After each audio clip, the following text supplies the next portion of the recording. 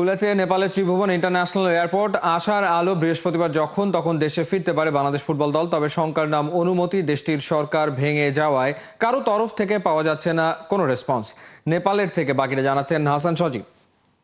নেপাল থেকে ফুটবলাররা দেশে কবে ফিরবে? কোটি কোটি দর্শক সমর্থকের প্রশ্ন। অবশেষে সেটা জানা গেল। বাংলাদেশ বিমান এয়ারলাইন্স এবং নেপালের যে দূতাবাস রয়েছে তারা একসাথে কাজ করছে। আমরা যেমনটা জানতে পেরেছি, ঠিক বৃহস্পতিবার যে কোনো সময় বাংলাদেশ দলকে নিয়ে কাঠমান্ডু থেকে ঢাকায় যেতে পারে আর্মি অথবা বিমান বাহিনীর একটি বিশেষ ফ্লাইট। এর বাইরে যেটা জানা গেছে, বিমান বাংলাদেশ এয়ারলাইন্স কাঠমান্ডু থেকে চেষ্টা করছে প্রায় ৩০০ জন যাত্রী নিয়ে যাওয়া যায় এমন একটা এয়ারক্রাফট তারা ঢাকা থেকে কাঠমান্ডুতে পাঠাতে। তবে এখন পর্যন্ত কোনো কিছুই নিশ্চিত হওয়া যায়নি। কেন নিশ্চিত হওয়া যায়নি? একে তো নেপালের আসলে এই মুহূর্তে কোনো সরকার নেই, সব কিছুই আর্মির হাতে। নেপালে নিযুক্ত বাংলাদেশের যে দূতাবাস রয়েছে তারা সব জায়গায় তাদের যে ফর্মালিটিসগুলো রয়েছে সেটা তারা পালন করেছে। তারা বিভিন্ন জায়গায় পেপারস পাঠিয়েছে, কিন্তু অথরিটি না থাকার কারণে সেই জায়গাটা এখন পর্যন্ত কোনো উত্তর আসেনি। প্লেয়াররা ভালো রয়েছে, তবে আতঙ্কে রয়েছে। তাদের পরিবার এই মুহূর্তে বেশ উৎকণ্ঠায় সময় কাটাচ্ছে। প্রত্যেকটা সেকেন্ড যেন কয়েক ঘন্টায় রূপ নিচ্ছে। আর নেপালের যেই বাতাস সেটা প্রতিনিয়ত ভারী হয়ে উঠেছে।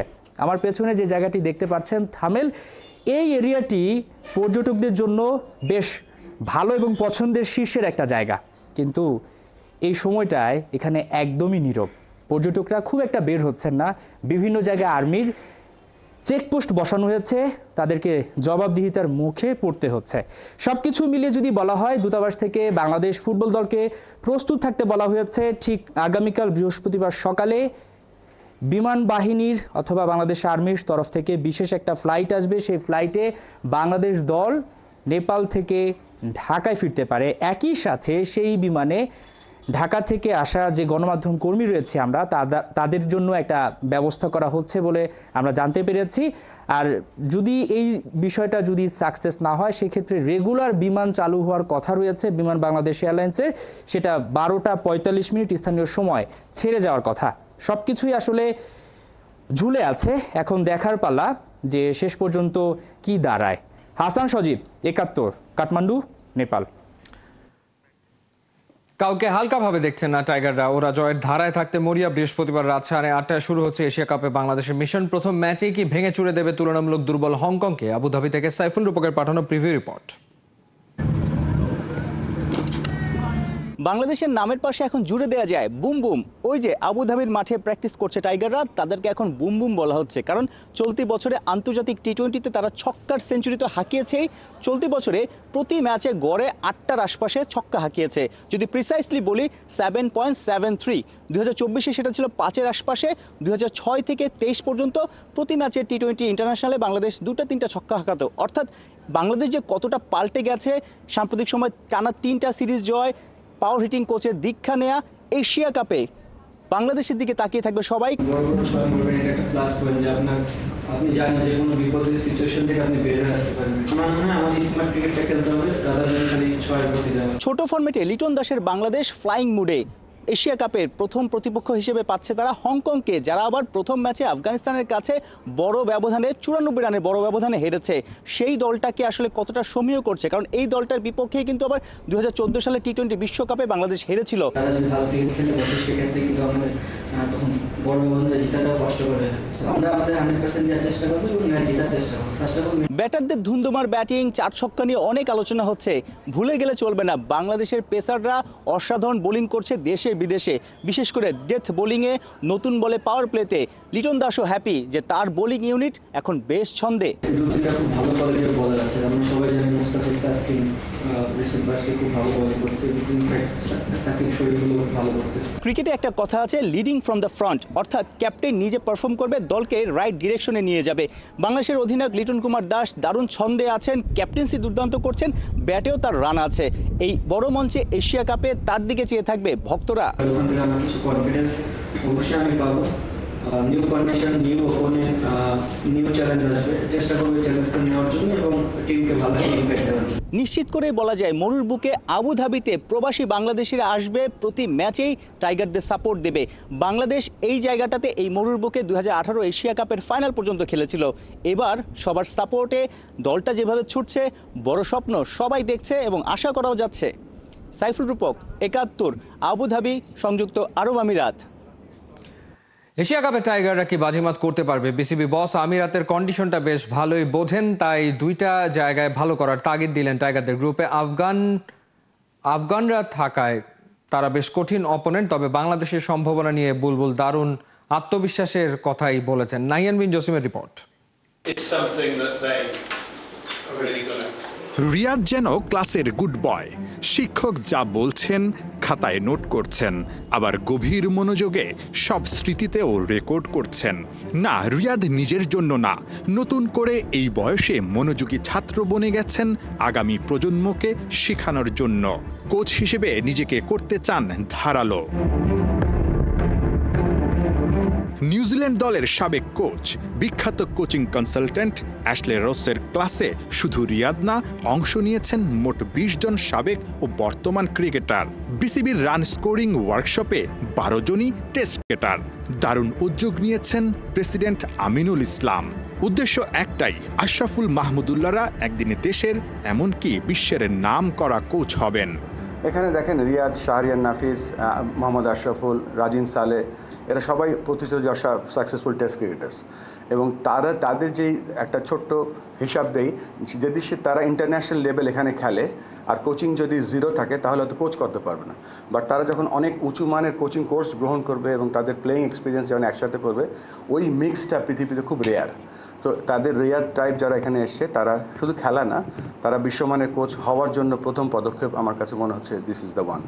দেশের যে প্রশিক্ষকরা আছে তাদেরকে কিভাবে আমরা আরও আন্তর্জাতিক মানের কোচ তৈরি করতে পারি এবং এখান থেকে আমাদের কোচরাই যেন বিদেশে গিয়ে কাজ করতে পারে, সেটাও আমাদের অন্যতম একটা বড় লক্ষ্য। কেননা এশিয়া শুধু না, অ্যাসোসিয়েট ওয়ার্ল্ড অনেক বড় হচ্ছে। প্রথমে দেখবো আমাদের নিজস্ব যে আমাদের যে কোচিং স্থানগুলো আছে সেখানে তারা কীভাবে কাজ করছে এবং তারা যদি আন্তর্জাতিক মানের হয় অবশ্যই তারা বিদেশে গিয়েও কাজ করতে পারবে।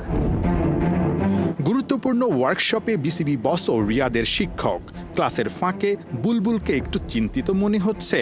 হতেই পারে, বৃহস্পতিবার থেকে যে টাইগারদের এশিয়া কাপ মিশন শুরু হচ্ছে আবুধাবিতে। আমিনুল ইসলাম দায়িত্ব নেয়ার পর টাইগাররা এই প্রথম কোনো বিগ ইভেন্টে খেলবে।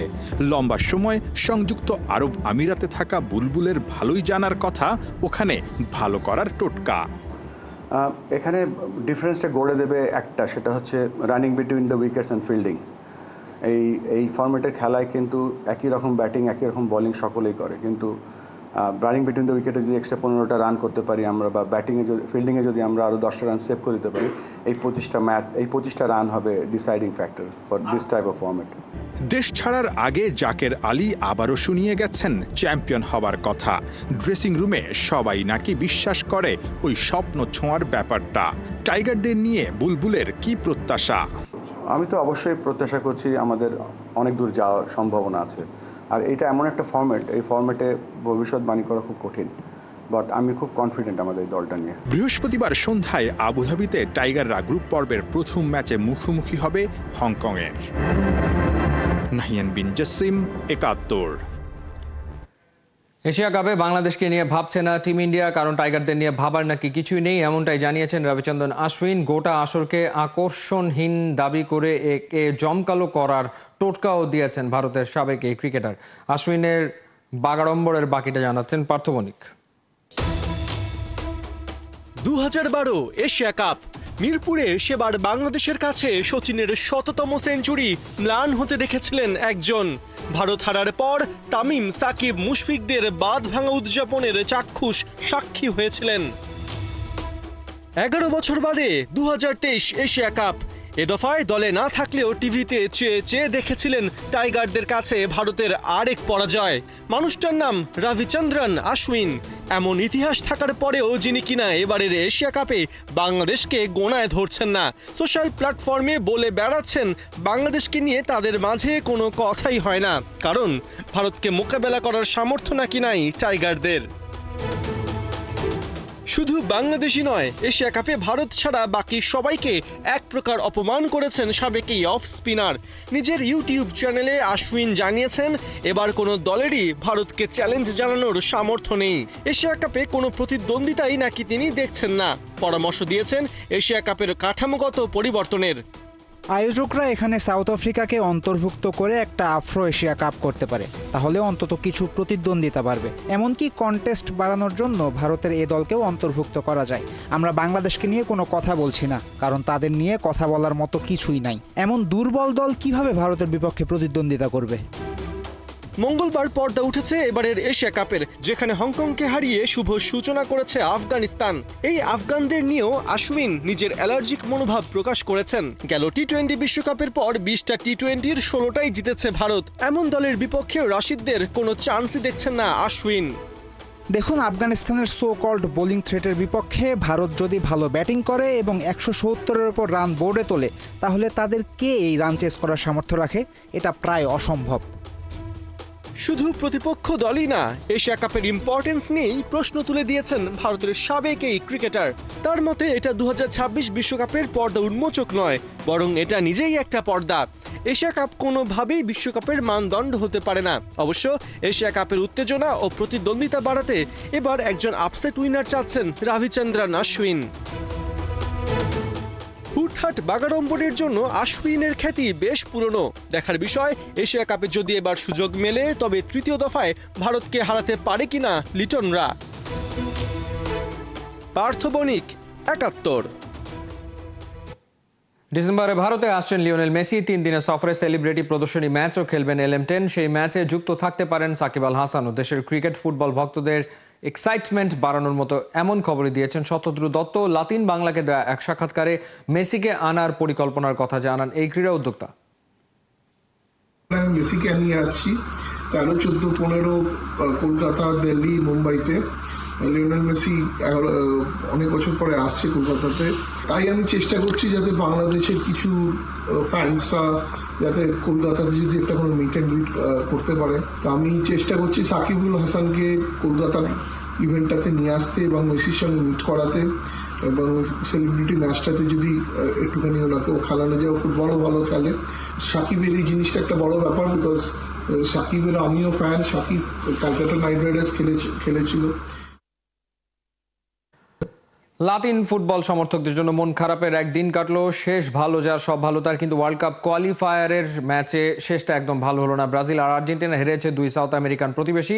বলিভিয়ার মাঠ থেকে 1-0 গোলে হেরে ফিরেছে সেলেসাওরা। আর মেসিবিহীন আর্জেন্টিনার হার ইকুয়েডরের বিপক্ষে ওই একই ব্যবধানে। খালিদ জামিলের রিপোর্টে বিস্তারিত। আমেরিকা, মেক্সিকো, কানাডার আয়োজনে পরের ফিফা বিশ্বকাপের বাকি এখনও বেশ কয়েক মাস, কিন্তু একটু আগেভাগেই সেই ওয়ার্ল্ড কাপের প্রথম ম্যাচে সাসপেন্ডেড হয়ে গেলেন সেন্টার ব্যাক নিকোলাস ওতামেন্দি। যেহেতু ইকুয়েডরের বিপক্ষে লাল কার্ড দেখেছেন তিনি, এবং এটাই ছিল কোয়ালিফায়ার রাউন্ডের শেষ ম্যাচ, তাই রুলস ইজ রুলস। বিশ্বকাপের প্রথম ম্যাচে তিনি সাসপেন্ডেড। এমনকি সেই আসর শুরুর আগেই ফিনালিসিমার ম্যাচ পড়লেও ওই বিশ্বকাপের পয়লা ম্যাচ খেলা হচ্ছে না তার। ব্যাপারটা লিওনেল স্কালোনির জন্য বড়সড় সেটব্যাক। একে তো মেসিকে ছাড়া খাবি খেয়েছে আর্জেন্টিনা, ম্যাচটা ইকুয়েডরের মাঠে হেরেই বসেছে। তার উপর ওয়ার্ল্ড কাপে তার দলের উপর নেমে এসেছে সাসপেনশনের খড়গ। ওদিকে মেসিও বলছেন সামনের বিশ্বকাপ খেলবেন কিনা নিশ্চিত করে বলতে পারছেন না একদম। বাছাই পর্বের গেল ম্যাচে ভেনেজুয়েলার বিপক্ষে মেসি ছিলেন প্লেমেকারের ভূমিকায়। নিজে তো 1 গোল করেছেনই, সেই সাথে সুযোগ তৈরি করেছেন বেশ কিছু। ঘরের মাঠে নিজের সম্ভাব্য শেষ ম্যাচে দলকে এনে দিয়েছেন 3-0 গোলের জয়। সেই তুলনায় আলবি সেলেস্তেদের অ্যাটাকিং থার্ডকে ধারহীন মনে হয়েছে ইকুয়েডরের বিপক্ষে। স্বাগতিকদের হয়ে ম্যাচের একমাত্র গোলটি করেন ইনার ভ্যালেন্সিয়া, সেটা আর শোধ করতে পারেনি বর্তমান বিশ্ব চ্যাম্পিয়নরা। এসব কাণ্ড অবশ্য আর্জেন্টিনার সাথে যাচ্ছে না মোটেও, কারণ 2023 সালের এপ্রিল থেকে তারা ফিফা র্যাঙ্কিংয়ের শীর্ষস্থানটা ধরে রেখেছে। এর পেছনে অবশ্য শক্ত প্রভাব আছে 2022-এর ফিফা ওয়ার্ল্ড কাপ জয়, 2021 ও 24 সালের কোপা আমেরিকার শিরোপা জয়ের। কিন্তু হতাশার খবর, ইকুয়েডরের কাছে হারায় র্যাঙ্কিংয়ের শীর্ষ অবস্থানটা শিগগিরই হারাতে যাচ্ছে ওরা। কারণ একে তো আর্জেন্টিনার ঘাড়ে নিঃশ্বাস ফেলছে স্পেন, তাছাড়া 2025 সালে আর কোনো অফিসিয়াল ম্যাচ নেই আর্জেন্টিনার। অক্টোবর নভেম্বরে ফিফা উইন্ডোতে প্রীতি ম্যাচ খেললেও সেটা রেটিং পয়েন্টে খুব একটা প্রভাব ফেলবে না। এদিকে প্রতিবেশীর সাথে যেন স্কোর মেলানোর খেলায় মেতেছে ব্রাজিলিয়ানরা। আগের ম্যাচেও ঘরের মাঠে মারাকানায় ৩-০ ব্যবধানে জিতেছিল সেলেসাওরা। আর্জেন্টিনাও একই ব্যবধানে একই দিন জেতে ভেনেজুয়েলার বিপক্ষে। তবে বুধবারের ম্যাচে ব্রাজিল হারায় লাভের লাভ হয়েছে বলিভিয়ার। সেলেসাওদের বিপক্ষে তাদের জয়, আবার ওদিকে কলম্বিয়া ভেনেজুয়েলাকে হারিয়ে দেয় বলিভিয়া নিশ্চিত করে ফেলেছে কনফেডারেশন প্লে অফ। মার্চের ইন্টারন্যাশনাল উইন্ডোতে 6 দল নিয়ে হবে প্লে অফ। সেখানেই নির্ধারিত হবে কাদের কপালে জুটছে 2026 বিশ্বকাপের শেষ 2 স্পটের জায়গা। বলিভিয়া সেই বাধা টপকাতে পারলে নিজেদের ইতিহাসে চতুর্থবার এবং 1994 সালের পর প্রথম যাবে বিশ্বকাপ খেলতে। তবে দিন শেষে প্রশ্ন আর আগ্রহের জায়গা একটাই, ব্রাজিল আর আর্জেন্টিনা দুদলই নিজেদের সাইড বেঞ্চ বাজিয়ে দেখার চেষ্টা কতটা ভালোভাবে করতে পারলো। তাতে ফলাফল হয়তো পক্ষে আসেনি, তবে দলের বর্তমান অবস্থান সম্পর্কে একটা রিয়েলিটি চেক হয়ে গেছে। তাহলে বিশ্বকাপের আসল প্রস্তুতি কবে থেকে শুরু করবে দুই ল্যাটিন জায়ান্ট? খালিদ জামিল, ৭১। এই ছিল এই মুহূর্তের খেলাযোগে সরাসরি সংবাদ অনুষ্ঠান। দেখতে চোখ রাখুন ৭১-এর ফেসবুক পেজ এবং সাবস্ক্রাইব করুন ৭১-এর ইউটিউব চ্যানেল। ৭১-এর সাথেই থাকুন।